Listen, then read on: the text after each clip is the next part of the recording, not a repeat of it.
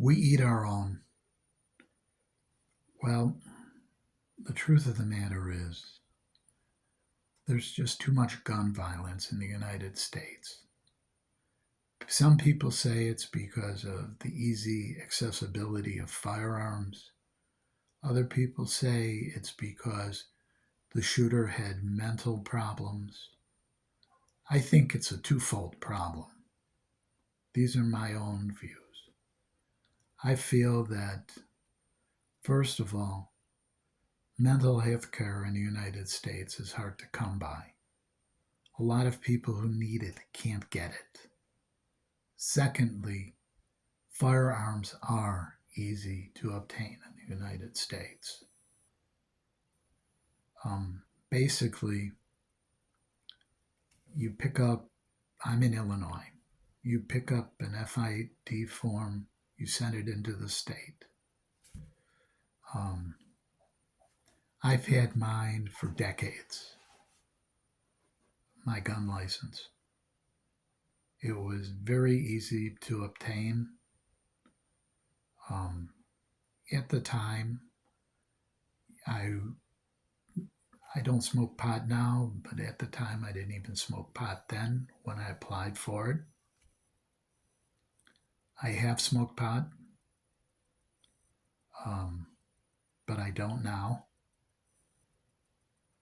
And I didn't when I applied for my gun license. You fill out the form that says that you're not a drug user, or that are able to get a gun license. You pay a fee. You send it into the state. The state goes and takes them. Well, when I first did it, it was fairly quick. They do a search. It took less than 30 days. They issued me a gun license. Um, when I sent the form in, I had to send a photo in.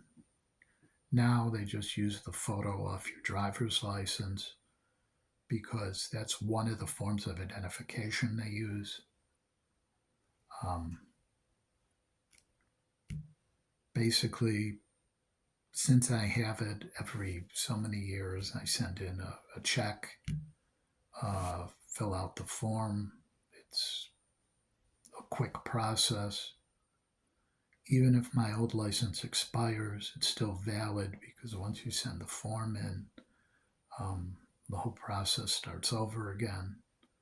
You're approved automatically. Um, it's a simple thing. Illinois does have a few laws to it as far as gun purchase is concerned. When you go in to buy a gun, there is a waiting period. You pick it up. You can't pick it up the same day you go in to get it. Um, if you sell a gun in the state of Illinois, um, and you sell it to a gun shop or to an individual, you can't sell it to individuals anymore. You have to sell it to a gun shop or through a gun shop. Basically, you have to keep the form that says that you sold the gun to them for 10 years. After 10 years, you can destroy it. It's just, you know, crazy set of rules. They send it into the state, so the state knows that they've obtained the gun from you. You know, but guns are far too easy to buy. And these are legal. Illegal guns are just as easy to buy. I remember we went to Maxwell Street. Some guy wanted to sell us a gun. I said, no, no, thank you. I mean, I don't care even if it was cheap price. I'm not going to buy a gun that's got a murder on it. You know, someone wants to dump. That's insane. And I didn't even know the guy, so screw that shit.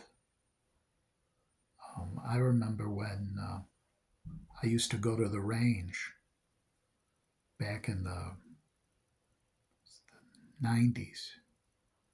I would go to the range every week. And I remember people used to sell guns to one another. Back then, all you had to do is, if you bought a gun from somebody, you basically just signed a form. You filled out a letter. It said that I, so and so, with such FOID number, am selling a pistol, a rifle, serial number XYZ to so and so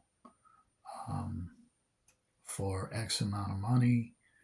You would make 2 copies. You would have his FOID number on the form. You would have your FID number on the form. You would make a copy of the form, and you would sign both copies. He would sign both copies. You would retain a copy for 10 years. You wouldn't even have to go through the state. And the reason you would do that is if the gun was used illegally and was traced back to you, you could then say, oh, I have this form. I sold the gun to so and so. And, then the police would look into X, Y, and Z. Well, you can't even do that anymore in Illinois. Now you have to go through a state check, which means you have to go through a gun shop, which charges a fee to run that check to sell the gun. Little safer means that guns are not being transferred as freely, but there's still too many guns out there. I mean, I know. And they're really not a good investment. The only time a gun is a good investment is if you buy a collector's item gun and you keep it in a case and never fire it. The second you fire a collector's item gun, the price drops to almost nothing. It's a used gun. So people say, oh, it's an investment. It's bullshit. If you're a hunter, on the other hand, and you're using it for hunting, that's a different thing. It's like buying a baseball mitt or buying a bat. You're using it for a sport. And then you're not collecting. But how many people own guns or hunters? Most people get it for self-protection. And then they never even shoot it. How many people even know how to break a gun down and clean it? Guns need to be cleaned and oiled.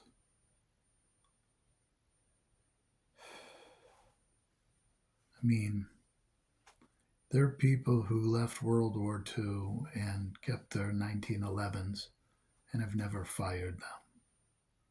And if they ever said, oh, I'm keeping it for home protection, they're lucky if the thing doesn't blow up in their face after 40 or 50 years, just sitting idle, collecting dust and grime and whatnot. If it wasn't oiled properly before it was put away, cleaned, maintained periodically, just don't know. Just don't know. And then the ammo back then was, kind of funky ammo to begin with. It's not the same as it is today. Could be unstable. It's about time people realize that, 30-year-old ammo, 40-year-old ammo might not be up to snuff. Too many guns in the United States, not enough health care. I mean, Switzerland has a lot of guns. People love guns in Switzerland. Switzerland also has a better healthcare system. You don't hear about the mass shootings there. I wonder if that's related. that if you got a lot of guns, you need a lot of health care, a lot of mental health care. People need to be more stable, less volatile. Maybe. Or maybe it's because the Swiss have a better standard of life and expect more from the government and get it.